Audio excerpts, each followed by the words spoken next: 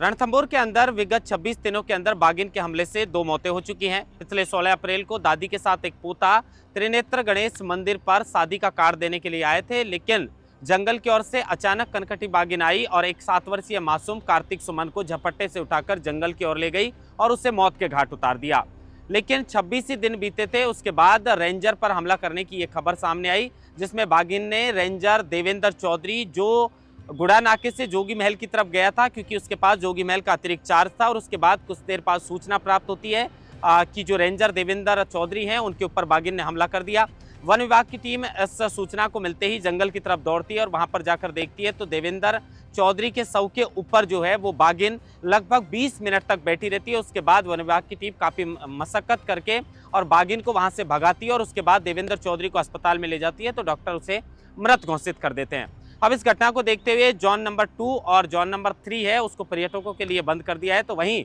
त्रिनेत्र गणेश मंदिर को भी पूरी तरह से फिलहाल जो है वो श्रद्धालुओं के लिए बंद कर दिया गया है। लेकिन सवाल ये उठता है कि कनकटी बाघिन बार बार जो है वो लोगों पर हमला क्यों कर रही है, क्योंकि रणथंभौर के अंदर इस तरीके की घटना आमतौर पर देखी नहीं जाती। अगर विगत 15 सालों की बात करें तो ऐसी 7 घटनाएं हुई हैं जिनमें 3 मौतें हुई हैं। अब 26 दिन के अंदर 2 मौतें, और वो भी एक ही कनकटी बाघिन के द्वारा की गई है, तो इसको लेकर वन विभाग की टीम भी विचार विमर्श कर रही है और हो सकता है कि आने वाले समय में इस कनकटी बाघिन को लेकर वन विभाग की टीम कोई बड़ा फैसला लेते हुए इसको दूसरी जगह शिफ्ट कर दें, क्योंकि इस बाघिन के कहा जा रहा है कि हो सकता है कि आदमखोर हो गई हो। हालांकि वन विभाग की टीम कह रही है कि फिलहाल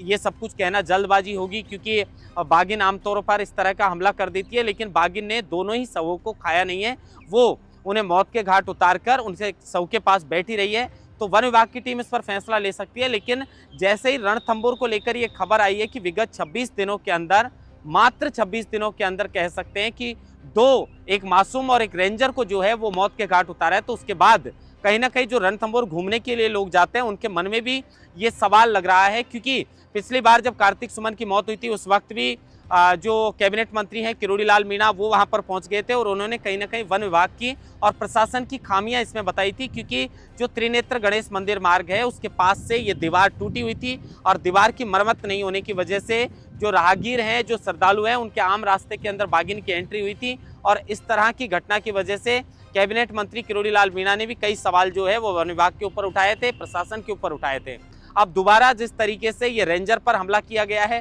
रेंजर दरअसल जो देवेंद्र चौधरी हैं वो अपने पिता की जगह वनपाल की नौकरी लगे थे और उसके बाद हाल ही में उनका प्रमोशन जो है वो रेंजर के पद पर हुआ था। लेकिन ये बड़ी घटना रणथंभौर के अंदर हुई है कि देवेंद्र चौधरी के ऊपर बाघिन के हमले की वजह से उनको जो है कहीं ना कहीं मौत के घाट बाघिन ने उतारा है। लेकिन वन विभाग की टीम अब कोई बड़ा फैसला इस बाघिन को लेकर ले सकती है, क्योंकि कई जगह पर जो बाघ आदमखोर हो जाया करते हैं उनके लिए चाहे उदाहरण कहीं का भी ले लीजिए, कई जगह की ऐसी घटनाएं हैं जहां पर आदमखोर होने पर या तो उन्हें गोली से मारने का आदेश दे दिया गया है या फिर उन्हें कहीं दूर छुड़वा दिया जाता है। तो अब कयास ऐसे लगाए जा रहे हैं कि जो कनकटी बाघिन महज 26 दिनों के अंदर 2 लोगों का शिकार किया है, कार्तिक सुमन और रेंजर देवेंद्र चौधरी, तो कनकटी बाघिन को लेकर रणथंभौर जो है वो वन विभाग कोई बड़ा फैसला इसमें ले सकता है। महेंद्र मास्टर, लोकमत हिंदी, जयपुर।